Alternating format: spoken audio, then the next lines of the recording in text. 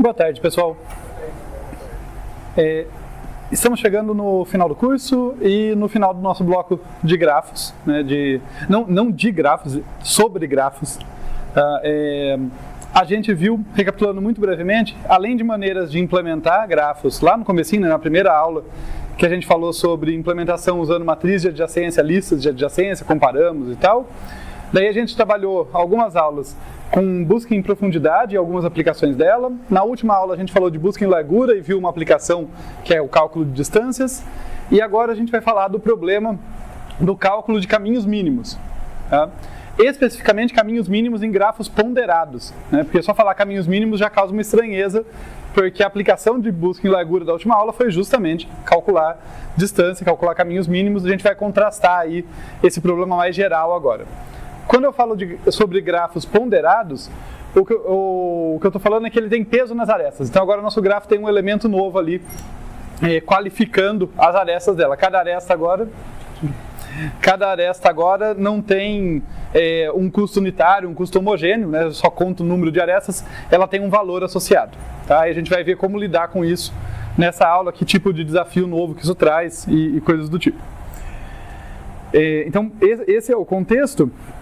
Quando eu chegar nos códigos, eu não sei se eu vou mostrar código para vocês no finalzinho dessa aula ou na aula seguinte, tá? Vão ser as duas aulas, a gente vai trabalhar aí com diferentes aspectos desse problema de caminhos mínimos e do algoritmo de Dijkstra. Quando chegar lá, a gente vai ver detalhes de como adaptar as estruturas de dados que a gente já implementou para ter esse custo. Mas não é nada muito difícil, tá? Imaginem por enquanto que, olha, de algum jeito, no lugar da nossa estrutura, seja na matriz, seja nas listas de adjacência, em algum lugar eu vou ter que guardar o custo. Eu não vou guardar só existe ou não existe aresta, eu tenho que guardar essa informação a mais, qual que é o custo dela. Mas pode ficar abstrato por enquanto, a gente vê o detalhe de implementação depois. Dito isso, então, vamos começar aqui com um primeiro exemplo. Tá? Só antes de eu fazer o exemplo, tá? Um exemplo bem pequenininho, bem tranquilo, vamos só definir as coisas, né? Então, eu estou dizendo que o problema central que a gente vai trabalhar é o problema dos caminhos mínimos. Relembrando vocês, o que é um caminho? Um caminho entre dois vértices num grafo é uma sequência de vértices, tal que para cada parzinho de vértices adjacente tem uma aresta, um arco ligando eles. Se for um grafo orientado, é importante que esse arco esteja no sentido certo, né? O vértice que vem antes está na origem, o vértice que vem depois está no destino.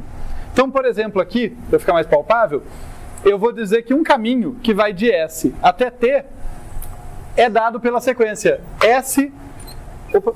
SVT. Tá? Por quê? Bem, essa sequência aqui de vértices começa em S e termina em T, então é um bom candidato para caminho de S a T. Mas ela, além disso, né, para ser um caminho válido, ela tem que respeitar essa restrição de ter aresta. E de fato tem, né? Existe uma aresta que vai de S até V, e existe uma aresta que vai de V até T. Então isso aqui é um caminho válido. O meu grafo ali é não orientado, então orientação não tem problema, mas se aplicar a orientação ali também para avaliar se é um caminho não é nada difícil, né? Só ver se está respeitando a orientação dos arcos. Tudo bem? Então tranquilo, isso ser um caminho, né? Sequência de vértices, tal que eu não pulo de um vértice para o outro se não existir uma aresta, né? Para o caminho ser válido, tem que respeitar isso aí. Como a gente está pensando agora que a gente tem pesos, qual que é o custo desse caminho que começa em S e termina em T? Tá? É bem intuitivo, eu vou falar formalmente no instante, mas me falem, qual que é o custo? Estou olhando para o grafo lá, qual que é o custo dele?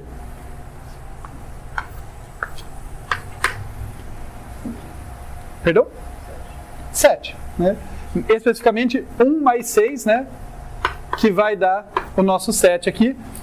É tão simples quanto a gente imagina, né? Já que o que eu ponderei, o que eu pesei, adicionei custo no grafo, foi nas arestas, né? Então com isso, o custo do caminho vai ser a soma dos custos das arestas que pertencem naquele caminho. Bem tranquilo. Tá? E agora que a gente sabe então calcular o custo, me digam, isso aqui é um caminho de custo mínimo que vai de S até T? Não é, né? Qual que é o caminho de custo mínimo? Qual a sequência de vértices do caminho de custo mínimo nesse caso?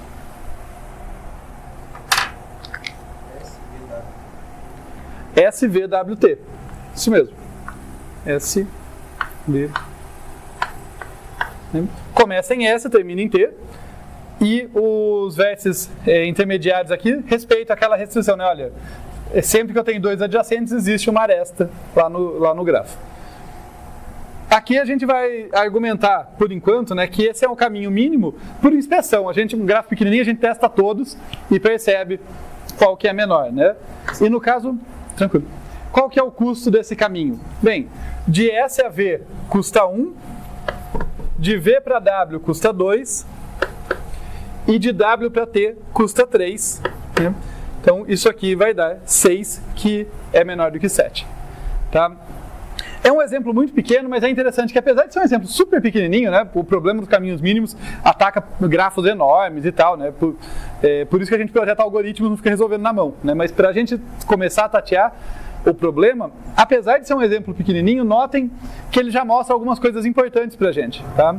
Que é, os pesos mudam o jogo. Quando eu tenho peso, ter menos aresta não me garante nada sobre ser mínimo. Pode ser, pode coincidir que um caminho com menos arestas tem também peso menor, custo total menor, peso total menor? Pode ser, mas não a garantia, e mesmo um exemplo tão simples quanto esse já mostra isso, né? Afinal, esse caminho aqui tem apenas 2 arestas, mas o custo é 7, enquanto que esse caminho aqui tem 3 arestas e o custo deu 6, tá? É uma coisa meio óbvia, mas é importante ter isso em mente, né? Porque quando eu coloco pesos, o algoritmo de busca em largura que a gente viu na última aula, não vai resolver a questão, né? O algoritmo de busca em largura, ele explora o grafo em camadas a partir da origem, ele se pressa em encontrar o caminho mínimo, mas é caminho mínimo quando eu estou contando o número de arestas, e é mínimo nesse sentido. Então, ter bem clara essa diferença aí. Bem, tudo bem até aqui? Tranquila essa introdução, gente? Apesar de eu estar falando que não funciona, a gente vai brincar um pouquinho com a ideia da busca em largura aqui, porque relacionar problemas é um exercício interessante, tá? Para a gente entender os algoritmos e os problemas mais profundamente. No caso, eu vou jogar uma ideia aqui com vocês, que é a ideia de reduzir um problema a outro. Quer dizer, olha só, eu tenho pesos nesse grafo, e o meu algoritmo de busca em largura, como a gente argumentou, não é mais confiável, porque ele não pode tratar toda a aresta como se fosse igual, né? Ele vai chegar a conclusões equivocadas. Mas, pelo menos nesse caso, em que todos os meus custos são inteiros, positivos, eu poderia usar um subterfúgio. Alguém quer dar um chute de qual seria esse subterfúgio para que o algoritmo de busca em largura consiga me dar a resposta correta? Como que eu posso modificar esse grafo, né, fazer uma redução de problemas, alterar ali, adaptar aquela entrada para que um algoritmo que faz busca não ponderada me dê a resposta correta? Não é nada super... É uma ideia bem direta, tá, gente? Se vocês tiverem alguma ideia, podem chutar, porque provavelmente vai ser ela. Não? Perdão? Não, eu não estou modificando o algoritmo, calma. Eu não estou falando de modificar o algoritmo. Mas a ideia de pegar a menor aresta tem a ver com um critério para fazer um outro algoritmo. Não é aí que eu estou indo ainda. Vamos um passo por vez. Eu estou dizendo, eu estou querendo usar isso aqui como... Deixa eu dar um passo atrás aqui, para deixar bem clara a questão. Assim, ó. O que eu estou querendo é usar esse problema que a gente está lidando como uma desculpa para a gente brincar, para a gente começar a tratar uma coisa que é super comum em computação, que é reduzir um problema a outro. É tipo, olha, eu tenho um problema aqui, eu sei resolver esse outro problema, eu enxergo uma relação entre eles, de modo que eu consigo transformar uma entrada desse cara aqui numa entrada desse, e uso aquele ferramental que eu tenho para resolver aqui. Tá? Vocês já fizeram isso, tá? Só para dar um exemplo, eu consigo resolver o problema da seleção reduzindo ele ao problema da ordenação, porque num vetor ordenado descobrir quem é o késimo menor é trivial. Então eu posso usar o ferramental que eu já conheço para ordenação para resolver o problema da seleção, por exemplo. Tá? No caso aqui eu estou falando de algo parecido. Tá? Eu estou dizendo, olha, como que eu poderia modificar aquela entrada, aquele grafo, para que o algoritmo de busca em largura, que é um algoritmo muito eficiente para fazer cálculo de distância, a gente viu essa aplicação dele, só que só distância em grafo não ponderado, como eu modifico aquela entrada para que ele volte a funcionar? Tá? E a ideia, na verdade, é muito simples. É só eu estender as arestas, que tem peso alto, em caminhos com várias arestas e vértices artificiais. Tá? Eu vou fazer primeiro, depois eu descrevo formalmente. Olha só, aqui eu tenho S, aqui eu tenho V. Eu tenho uma aresta que custa quanto entre S e V? 1. Né? Então ela eu mantenho igual. Aqui eu tenho W. Eu tenho uma aresta que custa quanto entre S e W? Então, num grafo não ponderado, sem pesos, para representar aquele 4, eu precisaria de 4 arestas no meio desse caminho. Então, eu vou adicionar aqui 1, 2, 3 vértices intermediários e colocar 4 arestas aqui. De modo semelhante, aqui eu tinha de V para W custo 2. Colocar aqui 2 arestas artificiais, né? Aquela aresta foi substituída por 2 e um vértice, né? Vou precisar de vértices intermediários. No geral, só antes de eu terminar, se a minha aresta lá tem custo K, se a minha aresta tiver custo K, eu vou precisar colocar K arestas para representar aquele custo e K menos um vértices intermediários, porque os dois extremos eu já tenho, né? Então, o que eu vou criar artificial ali são K arestas e K menos um vértices que vão substituir a aresta original. No caso, essa aqui vai ser grande, né? Ela tem 6 até T. Então eu vou ter aqui, eu preciso de 6 espacinhos. Vai ser algo assim.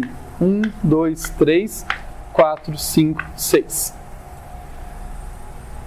E aqui 3, coloco 2 vértices. Pronto. Ficou feio pra caramba? Ficou. Mas observem, tá? Para vocês verem que isso aqui realmente funciona. Eu vou fazer aqui, eu gosto de conectar os conteúdos das aulas, então vou simular rapidamente o algoritmo de busca e largura que a gente viu na última aula. Ó, ele explora o grafo em camadas, lembram disso?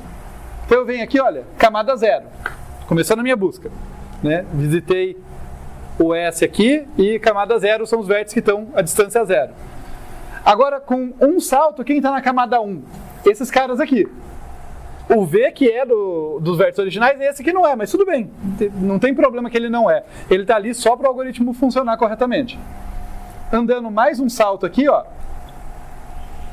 Esses são os vértices que estão na camada 2. Estão a 2 saltos de distância no caminho mínimo, né, a partir do S. Certo? Esse cara aqui eu consigo chegar com 2 saltos. Correto? Tá? Isso é busca e largura, tá, gente? Tá? Vou dar mais um salto aqui. Quem que eu alcanço? Ó, a partir desses vértices aqui, né, que estavam na fronteira, dando mais um salto, eu vou alcançar esses caras aqui. Camada 3. Vejam que corretamente, ó, 1, 2, 3. Eu alcancei o W com 3 passos. Não interessa que aqui eu precisava de 4. Tá? Eu estou explorando por camadas, como a busca e largura faz. Como agora eu tinha um caminho assim, vindo por aqui, em 3 saltos, né, em 3 camadas, eu consegui chegar no W. Continuando essa brincadeira. Aqui eu vou ter 4. Aqui eu vou ter 5.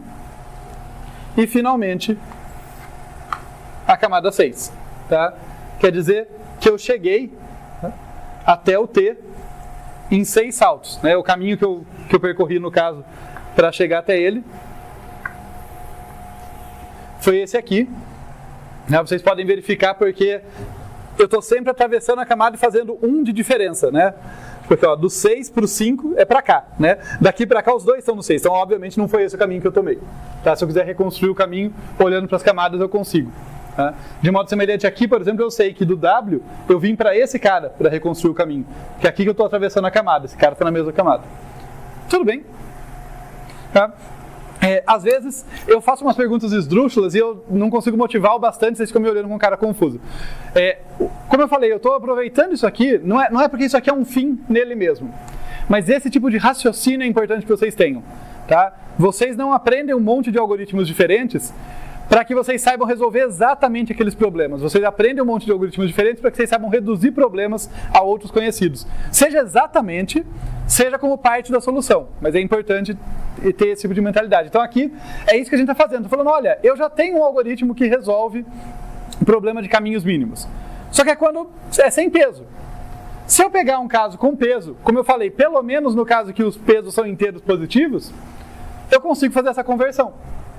Eu não sei lidar com peso, mas eu não sei lidar com o peso 6, mas eu sei lidar com um caminho que tem 6 arestas. E daí a minha busca em largura devolve corretamente a solução. Ok? Tudo bem. Dito isso, a outra parte dessa armadilha que eu criei aqui, a primeira parte é essa, é a gente pensar em como relacionar problemas, exercitar esse tipo de raciocínio. A outra parte é por que isso aqui não é uma boa ideia? Tá? Porque se fosse uma boa ideia, eu não ia ensinar o algoritmo de Dijkstra, não precisava.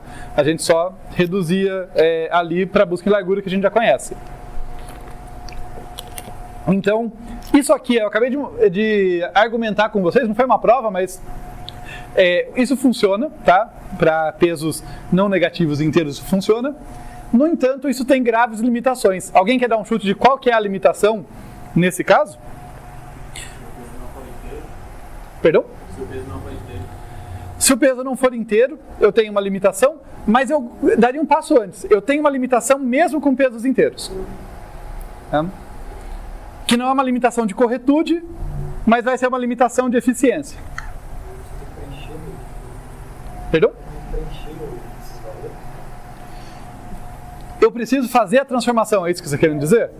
Passar de valores para arestas. Exatamente, eu preciso passar de valores para arestas e com isso eu cresço o tamanho do meu grafo. E isso pode me incorrer um custo computacional bem grande. Daí, de novo, vejam a motivação para eu ficar fazendo essas perguntas estranhas. Eu quero que vocês entendam o que os algoritmos que a gente estuda estão dizendo. Não pode ser uma coisa só dada pronta, sabe? Do tipo, busca em largura é eficiente. Sim, busca em largura é eficiente. Tá? A eficiência dela especificamente é proporcional a N de navio mais M de macaco, que é número de vértices mais número de arestas. Busca em largura implementado sobre um grafo, rodando sobre um grafo que tem lista de adjacência, é muito eficiente. Ela gasta o tempo, basicamente o tempo de ler o grafo é o tempo para ela resolver o problema. Se busca em largura é eficiente, por que isso aqui é ineficiente? Porque busca em largura é eficiente sobre o grafo que ela está operando. Se ao transformar, eu tinha um grafo pequenininho que virou um grafo gigante, ela vai ser eficiente em cima de um grafo gigante, mas o grafo gigante é muito maior e vai me gastar muito mais tempo. Tá? Então a gente não pode usar a coisa pronta, como assim, esse algoritmo é eficiente. Sim, mas como que eu estou usando ele? Ok? Tá? Eu vou exacerbar isso para vocês. Olha só. Olhem para esse cara aqui. E agora eu vou chegar aqui e vou fazer o seguinte. Vou colocar uns zeros aqui.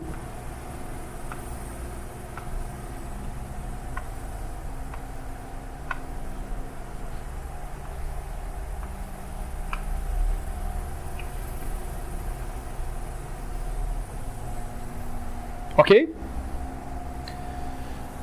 Vejam que eu mudei a escala, tá? Não é que eu aumentei os valores, pensem nisso. Eu posso ter simplesmente trocado de metro para milímetro, ou de quilômetro para metro, as minhas medidas, sei lá. É uma mudança de escala. O problema mudou? A essência do problema mudou? O caminho mínimo não continua sendo esse aqui? No entanto, se eu for aplicar essa brincadeira que a gente fez aqui, agora, que eu fiz uma coisa tão simples quanto mudar a escala, quão grande vai ficar esse cara aqui? Tá? Então vejam que o problema da ineficiência é muito real, tá? Essa abordagem que a gente acabou de fazer, de comentar, embora válida, tá? Ela funciona, ela está correta, ela tem uma limitação muito grande, tá? Ela está à mercê do tamanho dos valores que eu tenho nos custos. Não apenas dos valores, mas da magnitude deles. A eficiência do algoritmo vai depender dessa magnitude, tanto em memória quanto em tempo, né? Porque em memória, porque eu tenho que crescer o grafo. Então eu vou gastar mais memória para representá-lo. E em tempo, porque eu tenho que rodar depois o algoritmo em cima desse grafo modificado. Vejam que cada aresta aqui, dessa versão modificada, ia virar 1000 arestas, né? Só por causa de uma mudança de escala. Em que o problema essencialmente não mudou, ele não é mais difícil, mas ele é muito mais custoso computacionalmente para essa versão. Ok? Então, vejam que a gente consegue adaptar o que a gente tinha, mas tem limitações muito graves que fazem a gente querer fazer algo mais esperto, né? Será que a gente consegue pensar num algoritmo que não vai simplesmente tentar fazer esse atalho, né? Ele vai levar em consideração os custos e tomar decisões a partir dos custos. É aí que a gente está chegando. Tá? Quero só fazer uma observação antes. Alguém tinha falado sobre os custos não serem inteiros. Aí tem uma coisa interessante que, de fato, se os custos não forem inteiros, eu não conseguiria usar essa adaptação tão diretamente. Mas um recurso que a gente usa bastante em computação, como eu brinquei, né? Eu falei, olha, aquilo lá não é que eu multipliquei por 1000, eu mudei a escala. Eu mudei de 1000, mudei de quilômetro para metro, por exemplo, né? E daí os valores mudaram. Quando eu estou trabalhando com custos que são fracionários, não pensem em números reais, até porque o número real eu não consigo representar, né, com uma representação finita no computador. Então pensem em números fracionários, números que não são inteiros, mas são fracionários. Se eu pegar o mínimo, nossa, sumiu. O MMC, o mínimo, é o MMC? Mínimo múltiplo comum, tá certo, né? E multiplicar, né, pegar o mínimo múltiplo dos denominadores e multiplicar todos os números fracionários, eu faço uma mudança de escala e de repente eu estou trabalhando com o inteiro. Então eu consigo, em geral, computacionalmente, transformar números fracionários em números inteiros, se me é importante trabalhar com o número inteiro. Então veja que no fundo a limitação do número fracionário ali é a mesma da eficiência, porque o número fracionário eu consigo me livrar. Só que para me livrar disso eu ia ter uma grande mudança de escala. Tá? Nesse caso não acaba dando uma ineficiência, mas é um recurso que a gente usa em outras situações, por isso que eu achei que valia a pena citar. Tá? Então, quando vocês olharem para o número fracionário, lembrem que se for muito importante que ele seja um número inteiro, talvez dê para só mudar de escala ali e você transforma eles em inteiro. Mas tá legal, então isso foi só para a gente começar a encarar esse problema de caminhos mínimos e ver aí uma abordagem inicial usando algo que a gente já conhecia e entender as limitações dela.